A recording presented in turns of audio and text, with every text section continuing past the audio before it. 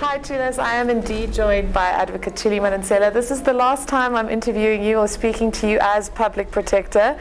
I know your deputy Kevin Malunga is saying that you might end up crying. Has it been difficult holding back the tears, or are you still okay? It's been difficult, especially during these farewell impromptu arrangements by the team. You know, you were releasing a number of these kind of Gogo Glamini cases today, which is really the heart of what you've tried to do. When you look back in your time in office, do you believe that you have given hope to people who may feel that otherwise would be trampled by the system? Absolutely. I think the team and I have done our best to give hope to people. It's reflected in the way we're received at malls, on the streets, the letters, such as the one I read today of somebody who says, "You gave my family its life back," and the one lady who was here, Mrs. Mapetla, who said, "We gave her dignity back." And I think it's things like that that remind us that yes, we've done great in contributing to restoring people's lives, but we know we still have to do better. Unfortunately, though, you are well aware that the media focus on much of the work that you do seems to be about speaking truth to power and speaking truth to very high power. And even in this last day, you've had to have your legal advisors go to court about court action that's been brought against you by the Minister of Cooperative Governance, Des Van Rooyen, and your office is facing pending legal action next week from the President. Is there a sense of sadness that this was happening on your last day, or how did you as a human being relate to that? I was surprised that it happened because we were not approached, firstly, to be told that even the concessions we had made to extend timelines, those concessions were not enough. That saddened me and concerned me, but at the end of the day, I want to believe everyone is doing the best they can, and we do our best too. Having had the experiences that you had with the eNCA case, and now seeing a repeat of this kind of resistance to just providing you with information, providing you with answers, how difficult is it to believe that the leaders of this country do believe in accountability and do believe in transparency and do believe in providing truth or actually giving the answers that they should? I'm certain that leaders in this country do believe in all of those things. If we think of our leaders as multi-layered and found in all places in society. However, I also want to believe that some of them would like to be accountable, but there are concerns about the implications of being accountable. And I think we need to educate people about the law and about the fact that if you tell the truth, you don't have to have anything to fear. You said to me before that the investigation that you were doing was very much in concern with potential corruption on the part of the family, and would require potentially a recommendation to the NPA, and in terms of violations of the Members Executive Act, in terms of the President, and either failing to allowing the family to do what they have alleged to have done, or turning a blind eye. I'm not asking you what your finding is, but have you been able to make a finding on those two very important issues? I'm not able to say so because I would be indicating whether I have made findings, and I would be violating the good faith that is behind the agreement we reached in court today.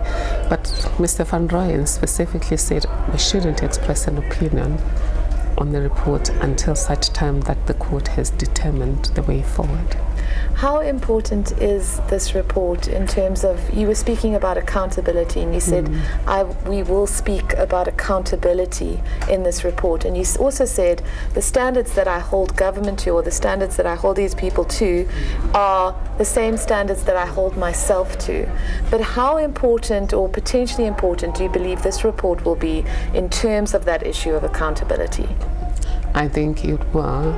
I think it also will be important about when there is an irregularity, when you think there is something wrong, what is your responsibility as the person in charge? do you have to find out if indeed there's something wrong? I think it will deal with issues like that, but I can't express really how it deals with anything because I would be violating the spirit of our agreement. I also asked you if you felt that the president had learned from the eNCA experience. Oh yes, I forgot that question. I guess it would be unfair for me to answer for him. He would be the best person to answer what are the similarities between where we are in Nkandla and how he applies the lessons from Nkandla to this one. But there has been this culture. I mean, it took you, I think, 2 years to finalize the eNCA report. And there was a continual issue with regards to information, with regards to evidence. And I know you take a very non-confrontational approach. You've always said speaking truth to power, but in a gentle voice. I mean, your whole mode of investigation is to persuade people that this is the right thing to do.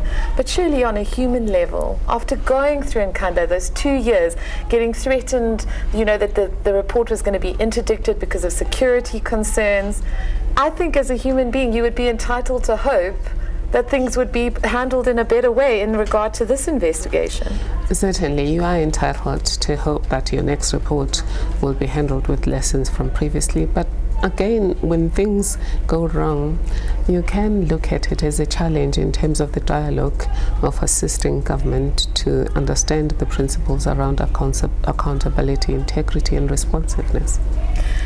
Finally, there's been this incredible outpouring of love for you, and I'm sure you've been aware of it, whether it's in the social media space, in terms of the media space, so many people just walking up to you wanting pictures. And I think you were right at the beginning. I remember you being threatened potentially with arrest over your Bheki Cele Lee Steele report. Remember that, presser? Absolutely. I remember so many things. At the end of this, having managed to get through these 7 years, how are you feeling just on a human level? I feel extremely grateful to both the supporters and the detractors. Surely, we wouldn't be known all over the world if the detractors had not made us an issue. I always think that if one of our detractors is an important organization and it obsessively says things about the Power Protector, the rest of the world wants to know what is the Power Protector. So that has been great.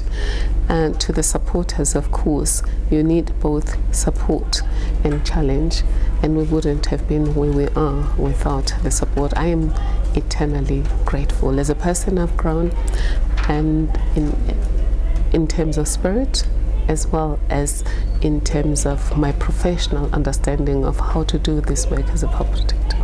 Finally, I think a lot of South Africans are feeling very overwhelmed at the moment. There seems to be so much concern around potential capture of institutions like the NPA. We're seeing the finance minister going to court. What would you say to South Africans who feel that, that there may be a subversion of proper accountability, that there may be a subversion of proper exercise of power here, and they may actually feel quite hopeless? I hope not.